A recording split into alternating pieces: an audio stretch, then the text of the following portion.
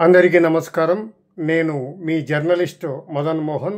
Welcome to our Madan TV news channel. ప్రాధాన్యమైన అంశాన్ని పరిశీలిస్తే వివరాలు ఇలా ఉన్నాయి. కర్నూలు జిల్లా ఎస్పీ ఉత్తర్వుల మేరకు ఆదోని డిఎస్పీ పర్యవేక్షణలో ఆదోనిలో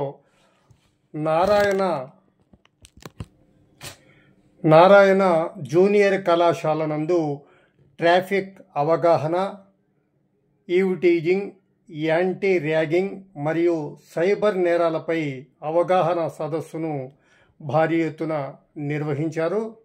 ఈ కార్యక్రమం నందు విద్యార్థులు ర్యాగింగ్, ఈవ్ టీజింగ్లకు పాల్పడరాదని, గంజాయి, సిగరెట్లు, ఇతర మత్తు పదార్థాలకు దూరంగా ఉండాలని, సైబర్ నేరాల పట్ల అప్రమత్తంగా ఉండాలని మరియు ట్రాఫిక్ నియమ నిబంధనలను పాటించాలని ఆదోని ట్రాఫిక్ సిఐ గంటా సుబ్బారావు విద్యార్థులకు వివరించారు.